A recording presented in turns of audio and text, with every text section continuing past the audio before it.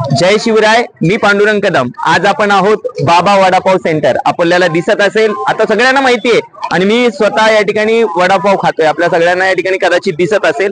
आता व्हिडिओ बनवण्यामागचं कारण तुमच्या सगळ्यांना माहिती आहे, मागच्या 2-4 दिवसापासून वडापाव आणि महाराष्ट्र यांचं खूप जवळचं नातं या मागच्या 2-3 दिवसा म्हणजे मागच्या या 5-6 दिवसामधून या ठिकाणी तुम्हाला दिसतंय। आणि सांगायची महत्वाची गोष्ट म्हणजे आमचे जे मराठा संघर्ष योद्धा आहे माननीय श्री मनोज जरांगे पाटील यांना मात्र वडापाव बिलकुल आवडत नाही, परंतु काही जे आहेत जे उपोषणाला बसणारी लोक आहेत त्यांना वडापाव मात्र या ठिकाणी प्रचंड आवडते।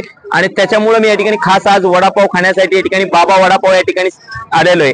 आणि ज्यांना वडापाव आवडते ते आमच्या जरांगे पाटलांची या ठिकाणी उंची मोजण्याचा प्रयत्न करतायत, त्यांची अवकात काढण्याचा प्रयत्न करतायत। पण त्यांना सांगू इच्छितो, तुमची अवकात नाहीये, तुमची अवकात फक्त वडापाव खाण्याची आहे।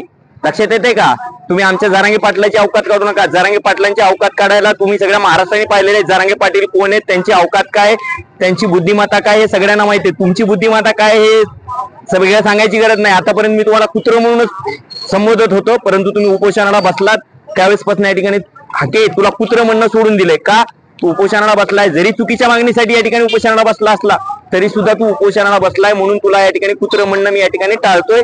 कारण चल तू उपोषणाला बसलाय, आता ज्या महाराष्ट्रामधलं नाही या देशातलं हे पहिलं उपोषण आहे की ज्या उपोषणामुळे कोणाला काहीतरी भेटू नये म्हणून या ठिकाणी कोणीतरी उपोषण करतंय। या महाराष्ट्रातलं नाही तर देशातलं हे पहिलं उदाहरण आहे। आणि परत तू म्हणतोय की या ठिकाणी जरांगे पाटील म्हणजे आमचे दादा या ठिकाणी जातीवाद करतायत।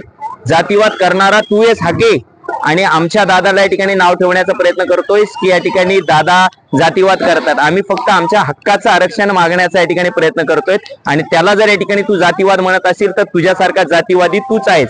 आणि दादांची अवकात काढण्याचा प्रयत्न करू नको। दादांची अवकात या महाराष्ट्राला नाही या देशाला या ठिकाणी पूर्णपणे माहीत झालेली आहे। आणि तुझी अवकात काय ती तुला माहिती आहे। 5,000 मतदान पडलेले तुला लोकसभेला, ही तुझी अवकात आहे। परंतु तुला काय करायचंय, येणाऱ्या विधानसभेमध्ये काहीतरी या ठिकाणी पदरात पाडून घ्यायचंय, म्हणून या ठिकाणी तुझी सगळी मरमर चालू आहे।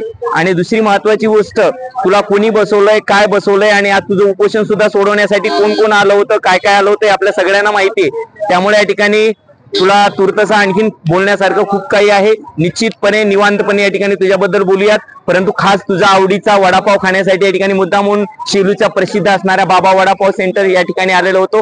तुर्तसा थांबतो। जय जिजाऊ, जय शिवराय, एक मराठा लाख मराठा।